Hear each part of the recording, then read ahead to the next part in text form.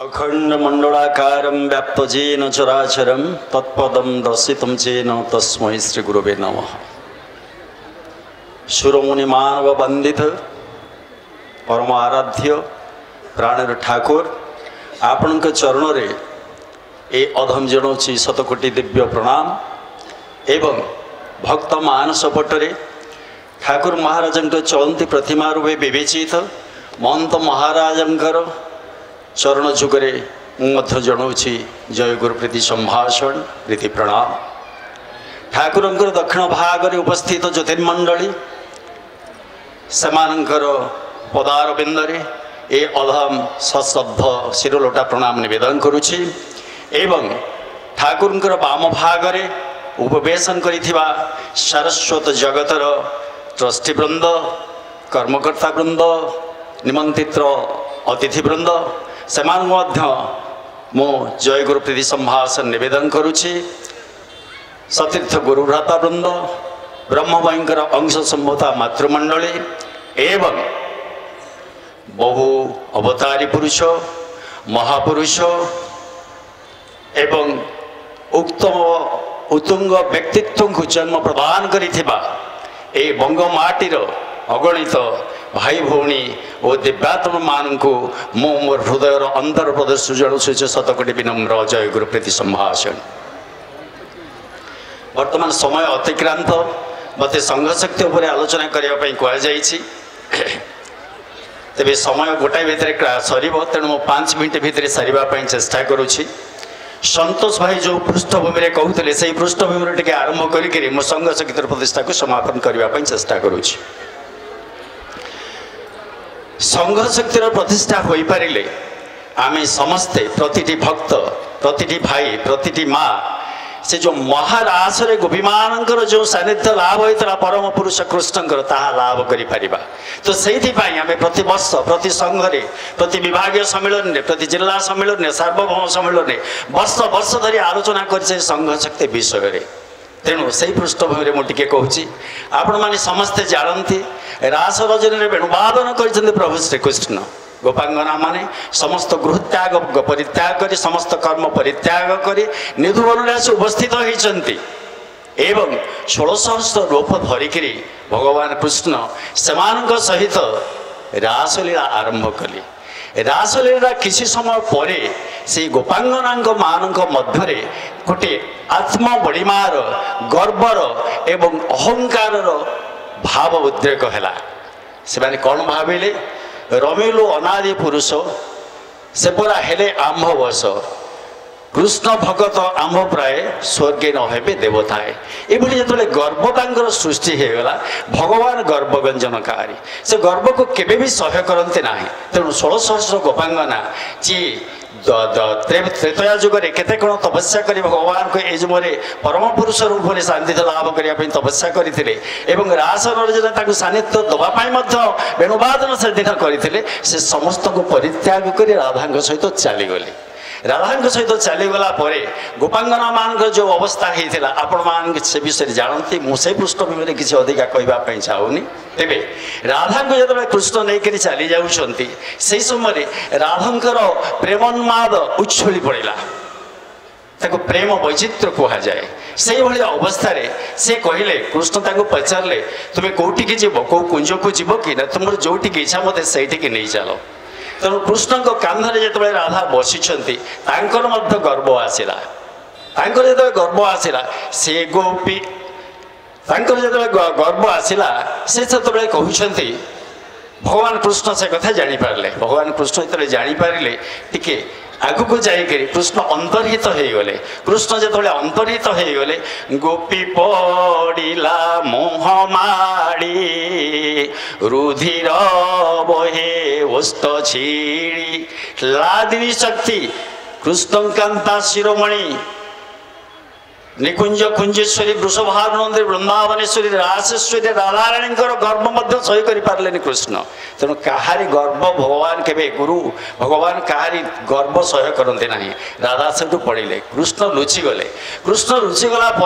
राधा जो विरह अवस्था सृष्टि है मिलन अवस्था प्रकृत में आसेना कृष्णानुभूति विरह अवस्था मिलन अवस्था आसेना विरह अवस्था आसे एवं से विरह अवस्था ये मिलन अवस्था एवं विरह अवस्था राधांगर गोपांगना मानक जे केते सुच ताकू देखा एतक सृष्टि करते कृष्ण भगवान प्रभु तेणु राधा जो अचेत हो पड़ जाती कृष्ण लुचि जाती से समय राधा कहते कौन राधा कहते राधा कहते हे परम प्रेम हे कृष्ण तुम्हें कुआड़े लुचि गल मो जीवन रक्षा कर मो जीवन रक्षा कर आ मु मोर जीवन रक्षा करने कहूँ मोर किसी स्वच्छंद से नुहे कहीं ना तुम्हें 1600 गोपांगना को परित्याग कर तुम्हें मत नहीं आसिल एवं मोठू तुम्हें किसी आनंद पाइबा चाहूल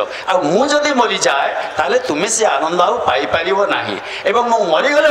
तुम कौन कम लगी पार्ली बोली मत बहुत कष्ट हम तेणु मत जीवन दान कर मत देखा देकर मोर प्राण रक्षा कर ये अवस्था जो राधा चिंता कर गोपांगना मैंने आसिक पहुँचले शत शत नदीर धारा एकाकार है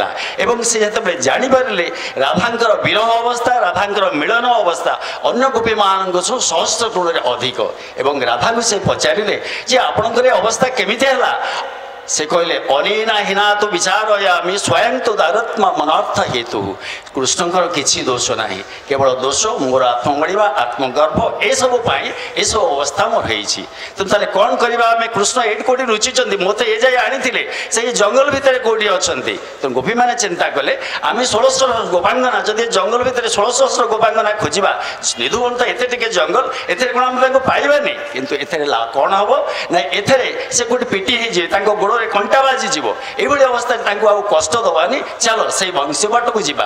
मधुर मिलन अनंत स्वाद आम से चाखीचे और से जगह डाकवा कांदा कांदे भसईदबा जदि से देखा न दिखती ताले जमुनापुर को आम जीवा और से आत्मविसर्जन करवा ये जो समस्ते एकाकार हो जाती कृष्ण विरह राधा सहित समस्त एकाकार हो जाती विरहर समस्त नदी जो समुद्र परिणत महासमुद्र परिणत हो जाती से भगवान कृष्ण आसी पहुँचले शिवाली कुदे भूषिकेश आरंभ कले खेली रस रास छबे गोपनारी एकर कर आरे धरी होइले बेनी बेनी रूप गोपीर मिले भगवान कृष्ण के गोपी के गोविंद गोटी स्वर्ग देखती देवताए ये जो कनक्लूजन है ये कनक्लूजन पूर्वर टिके कथा मुझे कहवाई चाहूँगी ये जो एकाकार हेले गोपांगना माने से गोपांगना भितर चारिटा भाव थिला गोटे थिला राधा कृष्णकर गोटे भाव सपक्ष सुहृद पक्ष मान गोटे भाव विपक्ष मान गोटे भाव और तटस्थ मान गोटे भाव ये चारि भाव मिसिले ही समता भाव हो पार भाव एकाकार हम एक भाव समस्त अधिष्ठ समान मंत्र समिति समानी समान मन सहजित मेषा समान मंत्र अभिमंत्र समान नो हविषा जुहोमी ये जो कथा ठाकुर कहते समय तो ना मुझे अधिका कही पारुनी तेणु आम भितर ठाकुर किए राधा नंती किए कृष्ण मो सद्गुरु मो भीतर जगद्गुरुंर इच्छा ही लीलायित हो उठी जगद्गुरुंर इच्छा ही जगत जननी तेणु अंतशरीर ठाकुर भितर जे अच्छा जो गुरु शक्ति सी हूँ मातृशक्ति से ही शक्ति तेणु आमर राधा कृष्ण होती स्वयं ठाकुर तेणु आम समस्ते हूँ गोपांगना सी ब्रह्मचारी हूँ सन्यासी हूँ जे भी हूँ समस्ते गोपांगना सम्मिलित विग्रह राधा कृष्ण होती केवल परम पूज्य भाव श्री श्री ठाकुर तेणु निकट में ठाकुर जो चिंता चेतना आम आदेश उपदेश जहाँ अच्छी आम जब एकाकार सहित एकाकार होगा सपक्ष सौपक्ष सहित मिशीजा विपक्ष भाव रहा ना तटस्था जो मैंने भावुं आम एपटे जीव ना से पटे जीव आप ठाकुर पटे जातु सपक्ष न जातु विपक्ष न जातु ठाकुर पटे जातु जदि समस्ते आम ठाकुर सहित मिसी जापर डेफिनेटली संघ शक्तिर प्रतिष्ठा हो पार आमर सरस सुंदर सुरभित जीवन यापन हो पार सरस सुंदर समाज गठन हो पार से प्रथमे आदर्श गृहस्थ जीवन को दृढ़ ଦୃଢ଼ କରିବାର ଆବଶ୍ୟକତା ଅଛି। ତେଣୁ ଆଉ ଗୋଟିଏ ମିନିଟ୍ ନେବି, ଗୋଟିଏ ମିନିଟ୍ ନେଇ ମୁଁ ସାରିଦେବି, ଗୋଟିଏ ମିନିଟ୍ ଆଉ ନେବି। ଯଦି ପ୍ରତିଟି ସଂଘସେବୀ ସଂଘ ନିଷ୍ଠା ଏଭଳି ସୃଷ୍ଟି ହେଇପାରିବ, ଯେଉଁ ମୁହୂର୍ତ୍ତରେ ଆଜି ଯଦି ସଂଘ ପୂଜା 6ଟା ବେଳେ ଅଛି, ମୋତେ 6ଟା ବେଳେ ପହଞ୍ଚିବା ପାଇଁ ପଡ଼ିବ, ମରେ କରେ ଯାହା କରେ, ପ୍ରାଣ ଯାଉ ପଛେ ଜୀବନ ନ ଯାଉ, ମୁଁ ଯାହା ବି ଯେଉଁ ଅବସ୍ଥାରେ ଥାଏ ନା କାହିଁ ସଂଘରେ ପହଞ୍ଚିବି, ସଂଘର ଅନୁଶାସନକୁ ମାରିବି, ନିଜର ସ୍ୱଚ୍ଛାଚେତା ନିଜର ମନ ଅନୁସାରେ ଚଳିବି ନାହିଁ। ଠାକୁର ଯଦି ଠାକୁର ସଂଘରେ ବିଦ୍ୟମାନ, ସେଥିପ୍ରତି ମୁଁ ପ୍ରତିବଦ୍ଧତା ରଖିବି, ଠାକୁରଙ୍କ କଥା ମାନିବି ଏବଂ ତାଙ୍କର ପ୍ରକାଶ ଶକ୍ତିରେ ରୂପାନ୍ତରିତ ହେବି। ଏବଂ ଯାହା ମୋତେ ଦେଖିକିରି ଅନ୍ୟମାନେ ଅନୁପ୍ରାଣିତ ହେବେ, ମୋତେ କହିବାର ଆବଶ୍ୟକ ନାହିଁ। ଠାକୁର ନିଗମାନଙ୍କର ପଲିସି ଅନ୍ୟ ଗୁରୁମାନଙ୍କ ଅପେକ୍ଷା ଭଲ। ସେ ଜଣେ ହେଉଛନ୍ତି ଚତୁର୍ବିଧ ସିଦ୍ଧ ସାଧକ। ମୋତେ ଦେଖି ମୋର କଥା, ମୋର ବାର୍ତ୍ତା, ମୋର ଆଚରଣ, ମୋର ଉଚ୍ଚାରଣ ଏସବୁ ଦେଖି ଯଦି ଅନ୍ୟମାନେ ଅନୁପ୍ରାଣିତ ହେଇପାରିବେ, ତାହେଲେ ମୁଁ ଠାକୁରଙ୍କର ପ୍ରକାଶ ଶକ୍ତି ହେଲି। ସେଇଥିପାଇଁ ଠାକୁର ପ୍ରଚାର ପ୍ରସାରକୁ ପରୋକ୍ଷ ଭାବରେ ନାହିଁ କରିଛନ୍ତି। ତାର ଉଦ୍ଦେଶ୍ୟ ହେଉଛି ତୁମେମାନେ ଗୋଟେ ଏକକ ଶକ୍ତିର ଏକକ ହେଇକି ମୋର ବାର୍ତ୍ତା ପ୍ରଦାନ କର ବିଶ୍ୱକୁ। ଏ ହେଲା କଥା। ତେଣୁ ଅଭିମାନଂ ସୁରାପାନଂ ପ୍ରତିଷ୍ଠାଂ ସୁକରିବିସ୍ତଂ ଗୌରବଂ ରୌରବଂ ନର୍କଂ ତ୍ରୟଂ ତ୍ୟକ୍ତ୍ୱା ଗୁରୁଂ ଭଜେତ୍। ଏ ତିନୋଟିକୁ ଯଦି ଆମେ ସମ୍ପୂର୍ଣ୍ଣ ପ୍ରତି ମୁହୂର୍ତ୍ତରେ ଚିନ୍ତା କରିବା, ଆଜି ମୋର ଅଭିମାନ ପ୍ରତିଷ୍ଠା ଗୌରବ କେତେ ମାତ୍ରାରେ କମିଲା, ଯଦି ଏହାକୁ ଆମେ ଧରି ଚାଲିବା, ତାହେଲେ ଆମେ ଠାକୁରଙ୍କର ମନୋବତ ମଣିଷ ହେଇପାରିବା। ଆସନଂ ଶୟନଂ ବସ୍ତ୍ରଂ ଭୂଷଣଂ ବାହାନାଦିକଂ ସାଧକେନ ପ୍ରଦାତବ୍ୟ ଗୁରୁ ସନ୍ତୋଷ କାରଣ।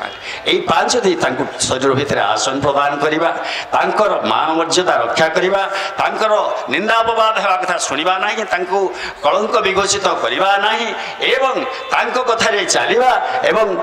ଗୁରୁର ଆଜ୍ଞା ମହନ୍ତ ମହାରାଜ ଯାହା କହୁଛନ୍ତି, ଠାକୁରଙ୍କ ଆଜ୍ଞା ଯାହା ରହୁଛି, ସଂଘର କଥା ଯାହା ଅଛି ତାକୁ ମାନି ଚଳିବା, ନିଜ ଇଚ୍ଛା ଅନୁସାରେ ଚଳିବା ହେଉଛି ସ୍ୱଚ୍ଛାଚାରିତା। ସଂଘର ନିୟମ ଅନୁସାରେ ସଂଘର କଥା ମାନି ଚଳିବା, ମହନ୍ତ ମହାରାଜଙ୍କ କଥା ମାନି ଚାଲିବା, ଠାକୁରଙ୍କର ଉଦ୍ଦେଶ୍ୟ, ଠାକୁରଙ୍କ ଉପଦେଶ ଆଦର୍ଶ ମାନି ଚଳିବା, ଏ ହେଉଛି ସହନଶୀଳତା। ଆଉ ସହନଶୀଳତା ହେଉଛି ପ୍ରଥମ ଜିନିଷ। କରୁଣା, ମୈତ୍ରୀ, ମୁଦିତା, ଉପେକ୍ଷା ଏସବୁ ଜିନିଷ ଯେଉଁ ସଂଘୀୟ ସେବା କରିବା ପାଇଲେ ଯେ ପ୍ରଥମ ଜିନିଷ, ସହନଶୀଳତା ହେଉଛି ତାର ପ୍ରଥମ ଜିନିଷ। ତୃଣେ ଗୁଣତ୍ୱ ମାପ ନିର୍ବଦ୍ଧନ୍ତେ ବତାଦନ୍ତି ନ। ସରିଗଲାଣି, ସମୟ ଅତିକ୍ରାନ୍ତ ହେଇଗଲାଣି। ଯାହା ହଉ ମୁଁ ବହୁତ 5-7 ମିନିଟ୍ ହୁଏତ କହିଥିବି, ଏତିକି ଭିତରେ ଯଦି ମୋର କିଛି ଦୋଷ ତ୍ରୁଟି ରହିଥିବ ସେଠି ସଂଗ୍ରହ କରିବା। ଆସନ୍ତୁ ସମସ୍ତେ ମିଶି ଠାକୁରଙ୍କ ସହିତ ଏକାକାର ହେବା, ଠାକୁରଙ୍କୁ ଭଲ ପାଇବା, ସହନଶୀଳ ହେବା, ପରସ୍ପରକୁ ସହଯୋଗ କରି ଆଗେଇବା ପାଇଁ ଚେଷ୍ଟା କରିବା। ଆଉ ଠାକୁରଙ୍କ ଭାବଧାରାର ବିକାଶରେ, ପ୍ରଚାର ପ୍ରସାରରେ ଆମେ ଶକ୍ତିପୁଞ୍ଜ ହୋଇ କାର୍ଯ୍ୟ କରିବା। ଏତିକି ନିବେଦନ କରି ମୋର ବକ୍ତବ୍ୟକୁ ମୁଁ ଏଠି ବିରାମ କରୁଛି। ଜୟ ଗୁରୁ, ଜୟ ଗୁରୁ, ଜୟ ଗୁରୁ।